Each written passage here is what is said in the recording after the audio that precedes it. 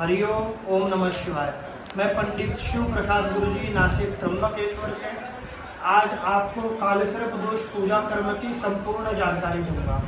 यह आपके सामने जो पूजा है यह कालसर्प दोष शांति कर्म है, जिस कालसर्प दोष जन्म कुंडली के अंतर्गत प्रभाव बनाता है।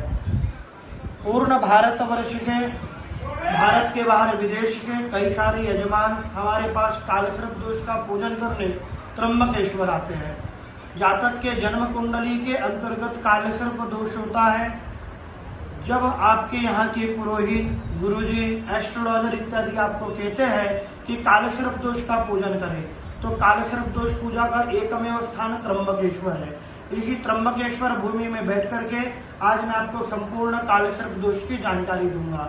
कालसर्प दोष पूजा के लिए हर महीने कुछ विशेष मुहूर्त होते हैं।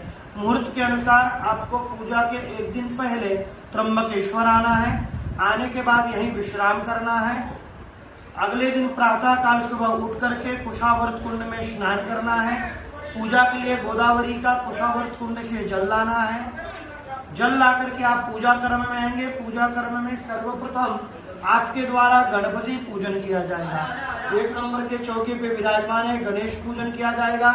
गणेश पूजन के उपरांत कलश पूजन किया जाएगा। उसके उपरांत द्वितीय नंबर के चौरन पे आपकी कुल देवी, कुल देवताओं का पूजन किया जाएगा, उनका आशीर्वाद प्राप्त किया जाएगा। तृतीय नंबर ये प्रधान मंडल है जहाँ पर कालसर्प दोष का पूजन होता है।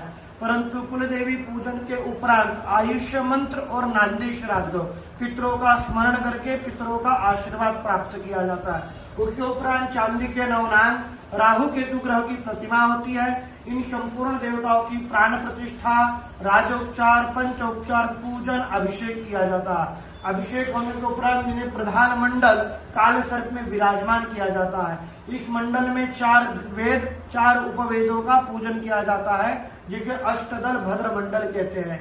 इसके उपरांत नवग्रहों का पूजन किया जाता है। शिव जी का पूजन होता है। शिव जी का पूजन होने के उपरांत होम हवन किया जाता है। जिन जिन देवताओं का आपने यहाँ पर आवाहन किया है उन देवताओं को यजन मतलब उनका भोजन प्रदान किया जाता है हवन के द्वारा। हवन करके क्षेत्रपाल बलि प्रदान की जाती है। पूजन परिपूर्ण करने के लिए उसकी पूर्णाहुति की जाती है। पूजन के उपरांत आपको नाग नागिन का जोड़ा दिया जाता है, जो कि आपको कुशावर्त कुंड में प्रवाहित करना होता है, डुबकी लगानी होती है।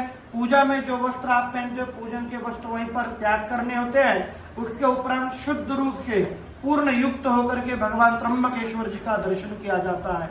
यदि आपके जन्म कुंडली में कालसर्प दोष है तो कौन सा कालसर्प दोष है? कालसर्प दोष में 12 प्रकार के होते हैं। अवश्य एक बार अपना कुंडली मार्गदर्शन करवाए। कालसर्प दोष पूजा करने के लिए एक बार हमें सेवा दीजिए। विधिवत शास्त्र युक्त पद्धति के आपका संपूर्ण पूजन करेंगे। अधिक जानकारी के लिए आप संपर्क कर सकते हैं पंडित शिव प्रसाद गुरुजी। हरिओम ओम नमः शिवाय।